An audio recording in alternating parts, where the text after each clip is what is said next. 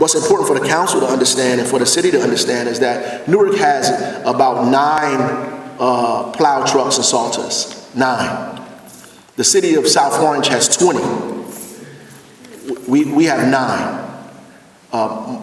The overwhelming majority of our work is done by vendors who don't know the city or where they are going. Sometimes they drive with the plow up, trying to get to one location from the next, so people think they aren't working, but they're trying to get from one place to the next place because they were assigned to a place, so they're trying to get there. The discussion should also be centered around the fact that why do we have 9 plow trucks? When we were moving towards privatization in this town, the privatization of sanitation, a lot of the trucks were sold, the plows were given away to vendors, and so we have 9.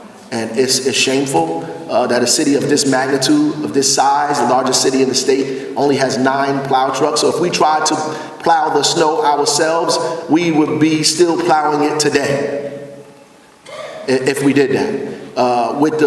With the plan that Director Council put in place, we were able to clear out the roads to the airport, to the train station, all of the major arteries, all of the emergency roads were done in a timely fashion. The side roads was not done. We did not have enough equipment to do all of that in one day. I said to them that we should have did what the mayor of DC did and tell people, listen, we're not going to get out of this until 3 days. And I think we set people's expectations too high because we wanted them to come out of this situation. But the DC mayor said clearly, this is going to take us a 3-day process to get out of a city, and as the same size or a sizable large city like that, it's going to take us a minute to get out of this. And I don't think it would have took us 3.5 days, but ultimately it would have took us at least 2.5 days, even if we had 100 pieces of equipment. At the top of where we made the most dent, we had at least 200 pieces of equipment outside on the street at one time. When we started making a dent, that's how much equipment we had. 200 versus 9 is a long way. What we would like help with is the ability to, so this won't happen again, we need to begin to purchase some equipment. We have to purchase some equipment. We're not going to be able to purchase 200 pieces of equipment in a year or 2 years, maybe not even 3 years, but we have to have some equipment on our own that we can use to be able to at least lead the other plow trucks and other dump trucks in areas where we need them. Even if we buy multi-use equipment that we can use for garbage collection and salt spreaders and plow removal, we have to do that. And I know that some of us still have some of that HES money. Hopefully, some people do, some people don't.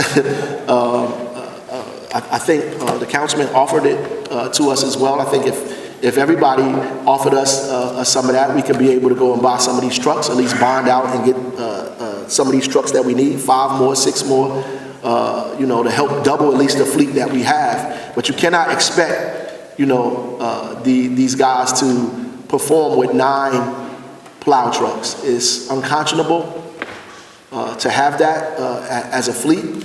He obviously had to contract out, and you heard he contracted out. We had 30, 40 pieces of equipment. That was not enough for 30 inches of snow, for 2.5 feet of snow. It was not enough.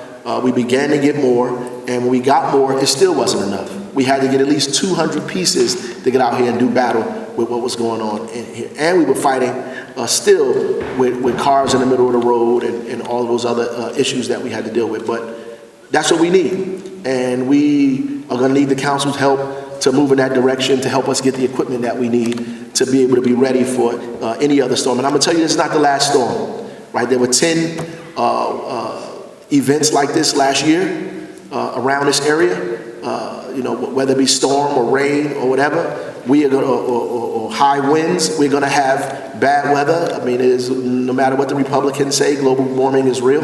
We're going to have bad weather, and it's going to get worse, and we need to be prepared for it in our city, so we need the equipment in order to get ourselves ready for that.